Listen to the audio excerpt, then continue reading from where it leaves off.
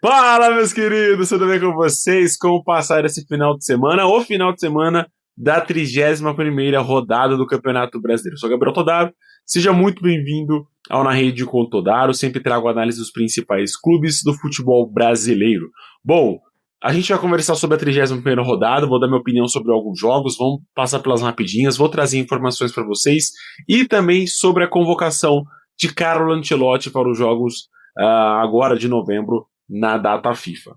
Bom, vamos conversar então sobre os jogos de sábado, um destaque do jogo de sábado. Na minha opinião, foi Santos e Fortaleza, a partida ficou em 1-1 na Vila Belmiro, o Fortaleza saiu na frente do primeiro tempo com o gol do Barreiro, e aí no segundo tempo o Santos conseguiu um empate com o gol contra do Bruno Pacheco. É um resultado que, na minha opinião, não muda muito a briga do Santos contra a zona de rebaixamento. Eu acho que vai ficar nessa briga até o final. Não se distancia assim do Fortaleza quanto eu imaginava. Fortaleza ainda permanece na cola do Santos no Z4, mas o Santos tem um jogo a menos em relação aos rivais, o jogo contra o Palmeiras. Porém, o Fortaleza também tem esse jogo a menos. Levando em conta que o Vitória também não venceu na rodada, isso eu acho que para o Santos foi uma vitória importantíssima. O Vitória ainda está, na minha opinião, mais próximo de sair desse Z4 que o Santos, muito por conta da tabela do Santos nessa reta final. Enfrenta duas vezes o Palmeiras, enfrenta o Flamengo, enfrenta o Mirassol, enfrenta o Internacional no Beira-Rio, que é um adversário nesse momento direto contra a zona de rebaixamento. Então vai ser uma briga muito intensa. Lembrando sempre que se o Fortaleza vencer esse jogo que falta, ele vai a 31 pontos também, iguala a pontuação do Vitória e fica a 2 pontos apenas do Santos. Nesse momento, se o Santos perder e o Vitória vencer, e também o Fortaleza vencer, indica talvez que o Santos caia para a 18ª colocação, dependendo, obviamente, como eu falei, de como vai terminar essas últimas rodadas do Campeonato Brasileiro. Vão ser jogos muito intensos, jogos que a gente pode esperar muita emoção, sem sombra de dúvidas, e você vai acompanhar tudo aqui no Na Rede com Todaro. No jogo jogado mesmo, não foi um grande jogo do Santos, eu não consigo analisar que foi um grande jogo do Santos, tá? Eu achava até que o Santos iria dominar mais o Fortaleza, ter mais oportunidades do que teve realmente nessa partida, e isso obviamente influenciou no resultado adverso contra o Leão do Pici dentro de casa. Quase foi derrotado, o Fortaleza conseguiu marcar duas vezes no primeiro tempo, a outra foi muito bem anulada, mas teve mais chances também o Fortaleza do que o Santos no primeiro tempo. Depois, o Santos cresceu na partida, teve mais oportunidades e conseguiu fazer o gol de empate numa boa jogada do Adonis, mas o gol foi contra de Bruno Pacheco. Também no sábado, pela briga pela parte de cima, o Flamengo venceu por 3-0 o Sport no Maracanã. 2 gols do Bruno Henrique e a Arrascaeta fecharam a conta para o Flamengo 3-0. No momento, né, que acabou esse jogo, ele acabou se tornando líder do Campeonato Brasileiro, mas obviamente o Palmeiras jogou no domingo e conseguiu retomar a liderança. Falando dos dois jogos, eu já vou engatar na sequência que eu terminar do Flamengo para falar de Palmeiras. O Flamengo foi avassalador nesse jogo. Não conseguiu fazer um gol no primeiro tempo, eu acho que isso é o mais grave da gente pode tirar dessa partida. O resto funcionou muito bem, conseguiu, né, dominar o que era de se esperar. Eu acho que se não sai o gol, ia ser muito mais por aqueles dias que você fala, pô, não, pode ser, ficar aí a noite inteira chutando o gol que não vai fazer o gol. Iria ser mais ou menos desse sentido. Mas o Flamengo foi muito bem no segundo tempo, conseguiu aproveitar as chances e fazer o 3-0. Não levou o susto do Sport, o Sport sequer incomodou o Flamengo na partida, então foi um jogo mais tranquilo também do Flamengo do que o esperado. Vou falar aqui sobre o julgamento do Bruno Henrique. E, cara, na minha opinião, eu acho que qualquer brecha que isso for dar para o futuro do futebol brasileiro, a gente está falando de um jogador que foi denunciado por apostas, que o clube meio que deu uma encobertada nisso, né, falou que foi recomendação do clube, etc. Tudo, obviamente, para não perder o jogador nessa reta final de temporada. Eu acho isso um precedente muito ruim para o futebol brasileiro. Não falo apenas por eu não torcer para o Flamengo, mas eu falo isso de futuro, realmente. Qualquer clube pode fazer isso para defender seu jogador agora.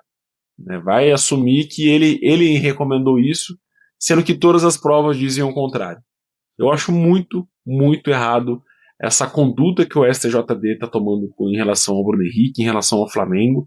Se foi o Flamengo, é ainda mais grave isso, porque o Flamengo está de acordo com com essa atitude do Bruno Henrique de se envolver com apostas, de se envolver, de quase ser banido do futebol, né, encerrar com a carreira dele no futebol. Então, assim, eu acho que falta não vou dizer que é um processo rápido, mas já faz aí o que, uns 2 meses que a gente está esperando essa resposta, e até agora nada veio. Falando de futebol, no domingo o Palmeiras visitou o Juventude com o time em reserva e conseguiu vencer por 2-0 num bom jogo do Alviverde no Alfredo Jaconi. O Palmeiras faz 1-0 no primeiro tempo com o Bruno Rodrigues, depois amplia na segunda etapa com o Felipe Anderson, e aí depois do 2-0 o Palmeiras se acomodou na partida, esperou muito mais o Juventude acelerar e tentar encatar nos contra-ataques, não aconteceu muito, né, mas o Palmeiras teve um jogo muito bem controlado, acho que durante todos os 80, 70 minutos. Na reta final, foi onde o Juventude teve mais oportunidades.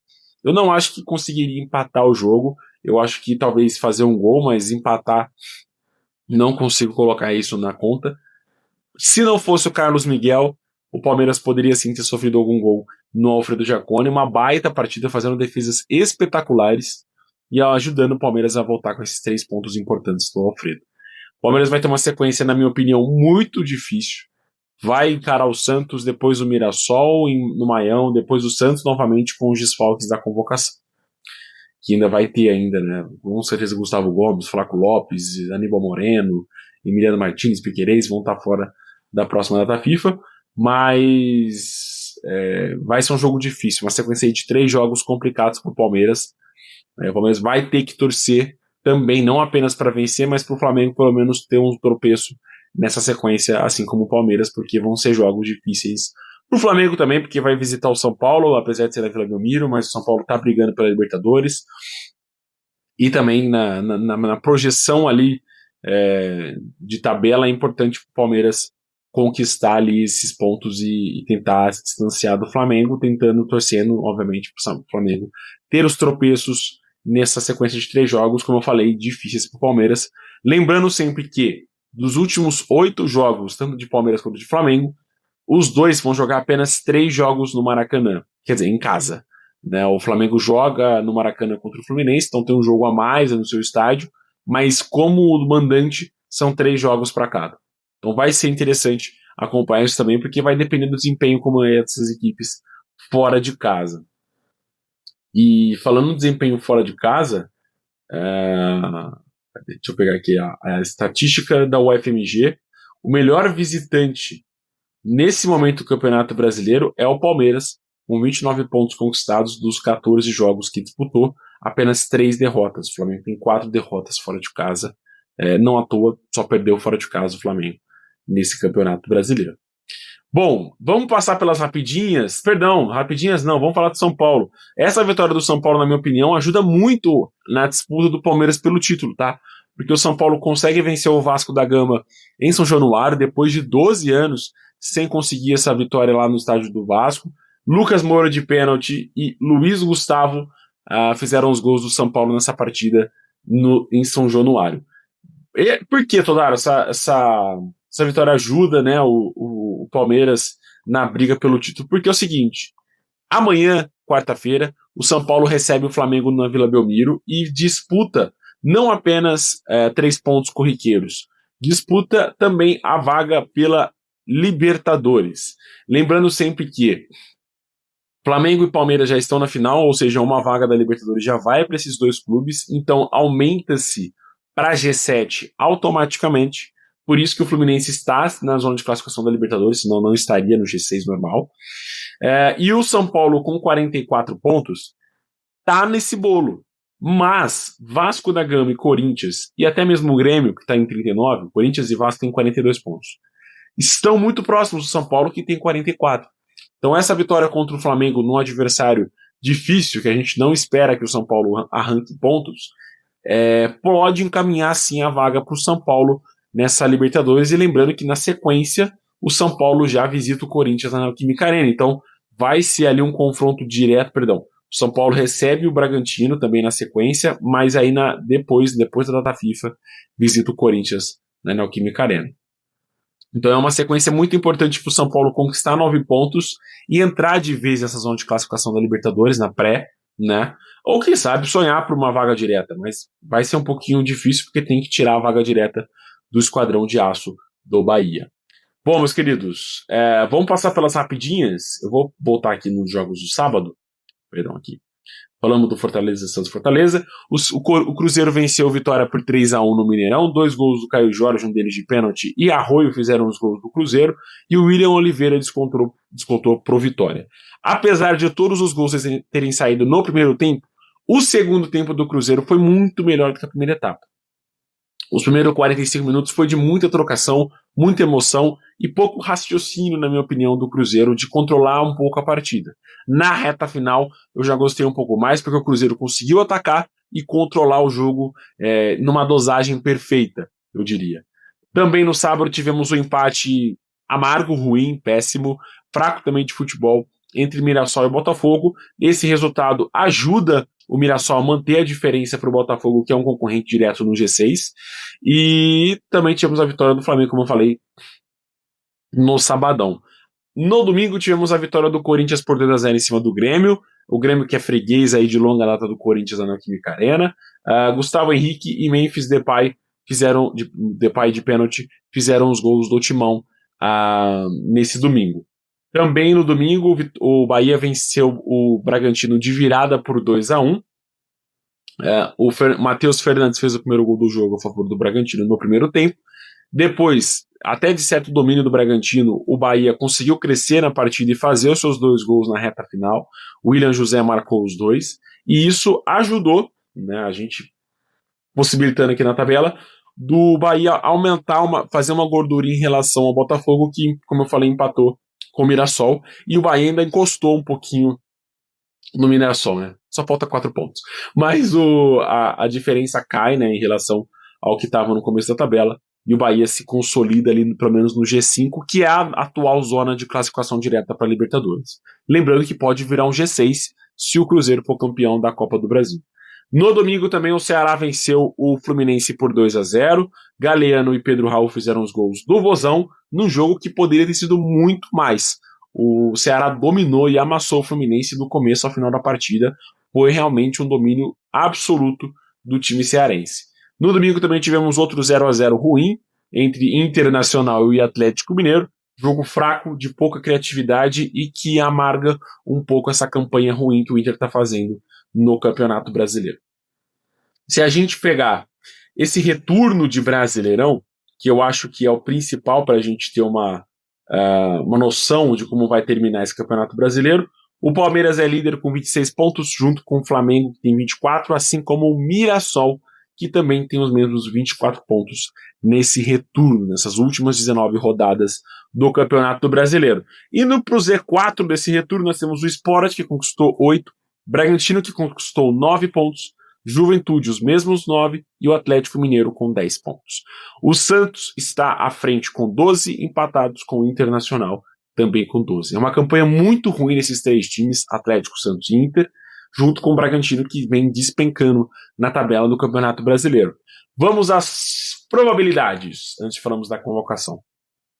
O Palmeiras atingiu a marca de 56% de chance de título, seguido do Flamengo, que tem 41%. O Cruzeiro está um pouquinho afastado com 2,3%, mas eles ainda acreditam no título. Eu acho muito improvável que o título não fique entre Palmeiras e Flamengo. E o Mirassol segue com 0,21% de chance de título. Na zona de classificação, Palmeiras e Flamengo já estão praticamente garantidos, né, 100% de chance de irem para a Libertadores no próximo ano. O Cruzeiro atinge a marca de 99,9999%, ou seja, falta apenas um pontinho para o Cruzeiro se consolidar na Libertadores no ano que vem, seguido de Mirassol com 99,89% de chance de título, ou seja, se o Mirassol vencer o jogo, cadê? Quem que ele joga agora, quinta-feira? Fluminense no Maracanã, adversário ali também na zona de classificação. Se o Mirassol conseguir essa vitória, já podemos falar que o gigante do interior paulista está na Libertadores ano que vem. Aí Bahia, Botafogo, né, já estão numa zona maior de mais de 70% de chance de título também. O Fluminense com 55%, o Vasco 36%, São Paulo com 36, o Vasco com 16, e o time que tá todo mundo dizendo que já pode sonhar com a Libertadores, Corinthians, tem 14% de chance de título. E, meus amigos, eu acho inviável, esportivamente e financeiramente, o Corinthians disputar mais uma Libertadores. Eu falo isso do fundo do meu coração. A gente viu como foi essa temporada, com o Corinthians disputando a pré e caindo precocemente, e iria de novo para uma pré-Libertadores. O Corinthians não tem time para brigar pelo topo por uma vaga direta. Eu vou dizer a mesma coisa que eu disse ano passado, e muito corintiano reclamou comigo. Eu acho que o Corinthians devia brigar pela Sul-Americana, ser campeão da Sul-Americana no que vem, conquistar um título e aí sim ir para a Libertadores. Lembrando sempre que o Corinthians também disputaria a Recopa, ou seja, seriam 2 títulos, possibilidade de 2 títulos e a vaga direta para a Libertadores. Muito mais atrativo no campeonato que ele poderia investir baixo e ter bons frutos. Olha o Atlético, onde está. Mas, né, obviamente, o fanatismo cego do corintiano e do Corinthians exigem que o time vá para a Libertadores. Eu acho muito errado isso. Zona de rebaixamento. O Sport praticamente já foi, né, 99% de chance de ser rebaixado. Lembrando que a gente tem, como eu falei, 7 rodadas faltando. E 7 rodadas, 7 vezes 3, vamos lá, 24. O Sport chega a apenas 44 pontos. Dá. Mas assim, não, perdão, o Sport chega a 17 mais 24, 41 pontos. Tá ali, né? Se Bragantino e Inter conquistarem 5 pontos e o Santos, tomara, né, 6 pontos, já tá eliminado, já tá rebaixado. Então, 2 jogos pro Sport ser rebaixado nesse Campeonato Brasileiro. Nossa, fiz uma conta agora complicada, hein? A Juventude também tem os mesmos mais de 90% de chance de ser rebaixado. Fortaleza diminui para 79%. O Vitória também diminui para 65% e o Santos aumenta para 33%. Desses, eu acho que é o único clube que tem chance de entrar na zona de rebaixamento. Inter, Bragantino, Ceará, eu acho muito difícil por conta de futebol mesmo. Eu acho que o Inter tem mais fator em casa do que o Santos nesse Campeonato Brasileiro. Já falei, o melhor ataque do Campeonato Brasileiro é o do Flamengo, com 59 gols marcados, mas logo atrás o Palmeiras já diminuiu sua diferença para 55 gols marcados. Porém, na defesa, o Flamengo é inexplicável, tem 16 gols sofridos, 22 para o Cruzeiro e 26 para o Palmeiras, líder do Campeonato Brasileiro. Adivinha quem tá... Eu vou deixar um desafio para vocês. Quem acertar qual é o clube que tá com a maior sequência de invencibilidade nesse Campeonato Brasileiro, eu vou dar um prêmio no final do vídeo. Vamos falar sobre a convocação na Seleção Brasileira rapidinho, vou rapidinho mesmo. Eu vou fazer breves comentários, não vou me aprofundar muito, porque, cara, é um processo de desafio, é um processo de testes da seleção, então não tem muito que a gente ficar analisando, projetando para a próxima Copa do Mundo, tá? Goleiros, Bento, Ederson e Hugo Souza. Sem o Alisson, para mim, são esses os 3 goleiros para a próxima Copa do Mundo. Eu acho que o Alisson vai estar na próxima Copa, então quem vai rodar esses 3 será o Hugo Souza. Defensores, ali envolve zagueiros e laterais. Alexandre do Flamengo, Danilo também do Flamengo. O Flamengo perde 2 peças importantes da sua defesa para essa continuidade do Campeonato Brasileiro e para a data FIFA. Tudo bem que, cara, o Flamengo vai visitar o Sport, já praticamente rebaixado. Vai ser um jogo para jogar com o time C e vencer. Caio Henrique do Mônaco, Militão do Real Madrid, Fabrício Bruno do Cruzeiro, o Cruzeiro não joga na data FIFA, Gabriel Magalhães do Arsenal, Luciano Juba do Bahia. Eu estou muito feliz que ele está nessa convocação, merece, para mim é um dos grandes jogadores do futebol brasileiro, está vivendo uma fase muito boa na lateral esquerda, um dos melhores laterais esquerdos do futebol brasileiro, sem sombra de dúvidas. Marquinhos do PSG, Paulo Henrique do Vasco voltou, né, da última convocação que teve a derrota para o Japão, ele estava lá, então ele voltou para a convocação, o Ancelotti gostou dele, e o Wesley da Roma fecham a lista dos defensores. Para os meias, nós temos Andrei Santos do Chelsea, Bruno Guimarães do Newcastle, Casemiro do Manchester United, Fabinho, ex-Liverpool, do Al Ittihad, e Paquetá do West Ham estarão na meiuca da seleção brasileira. Atacantes. Nós temos o Estevão do Chelsea, João Pedro também do Chelsea, Luiz Henrique do Zenit, Matheus Cunha do Manchester United, Richarlison do Tottenham, e esse para mim é o absurdo dessa convocação.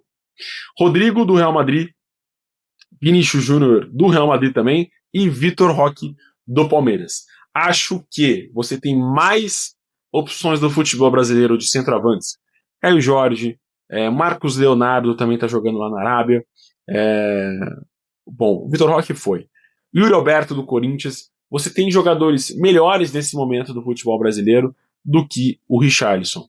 Eu quero acreditar que, assim como o Casemiro é um homem de confiança do Ancelotti, mas projetando para uma Copa do Mundo, não dá para recuperar o jogador em menos de 6 meses. E eu tenho certeza que o Ancelotti sabe disso.